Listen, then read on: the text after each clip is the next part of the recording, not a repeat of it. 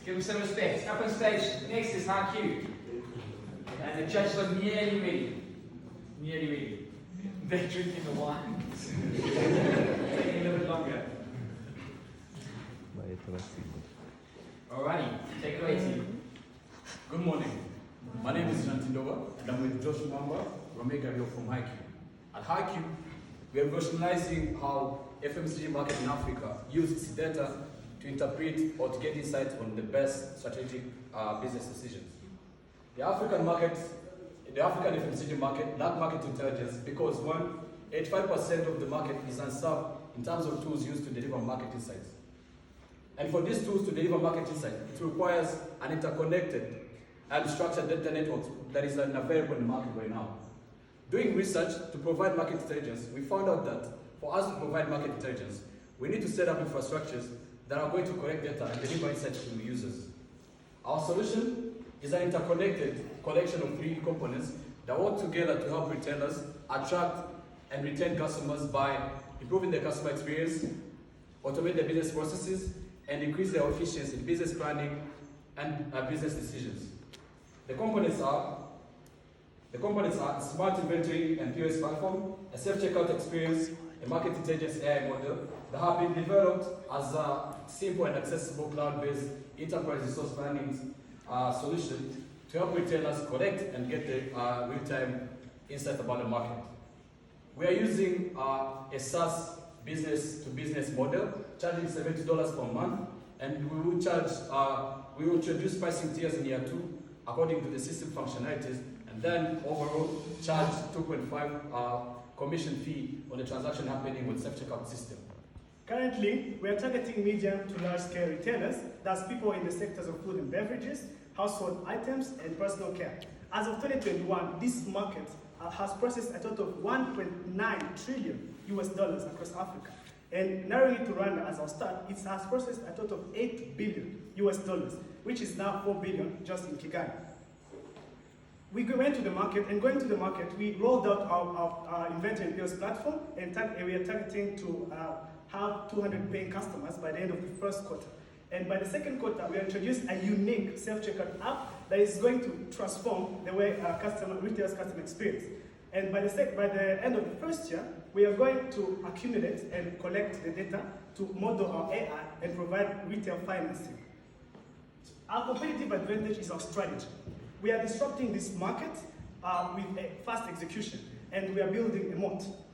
Our idea is to control the market, maintain control of innovation, and stay ahead of the curve of all our competitors.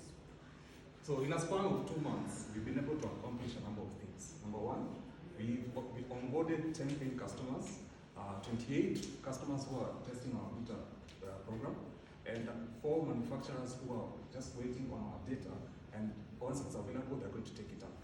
We've partnered with a number of key players in the market, you can see over there, but I'd like to mention JTAC, which is a point-of-sale manufacturing company in Asia.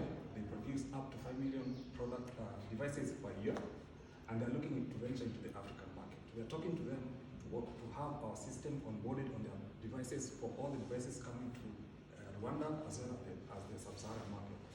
We are also talking to Bank of Kigali, the biggest bank here in Rwanda, and we are in the process of signing a potential contract whereby they'll be able to provide retail financing to retailers in our network. Our team is, our projections for the quarter 2 is $60,000 gross profit and an EBIT of $40,000 by the end of the quarter 2. Our second fiscal year, we are projecting a total gross profit of $7.77 million and an EBIT of $7.73 million. Our team is comprised of very interesting characters. We have our hustler here, A guru in business administration and product development. we have our hipster here, A master in business strategy and user experience. and the hacker of the team with software engineering skills. So, for us to actualize this dream of becoming the market intelligence partner in Africa, we require $10,000 to fund our go-to-market strategy for our quarter 2. As well, with this, we'll be able to break even within the first 2 months and obtain 700 paying customers, which translates to a net profit of $40,000. So join us as we revolutionize how market data is used to make decisions. Record.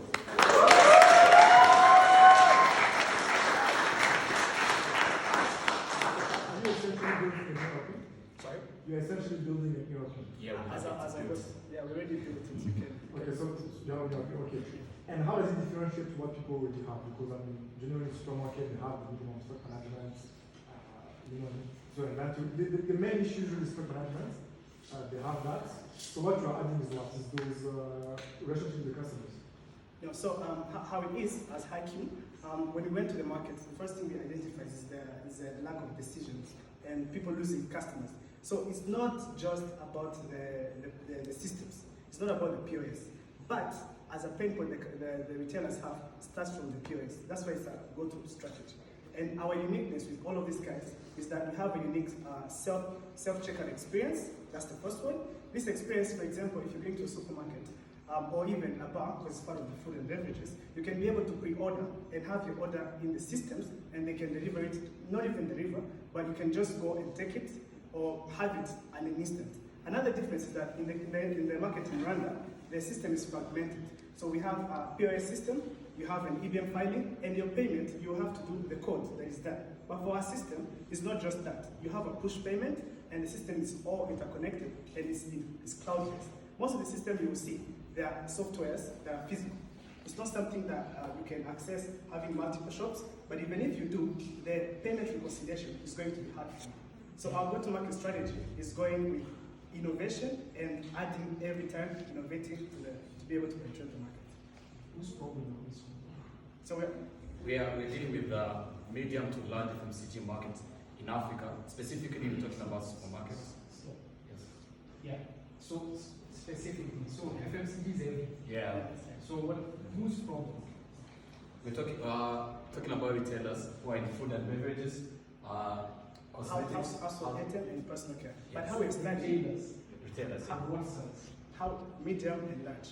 To give you a perspective. How much revenue?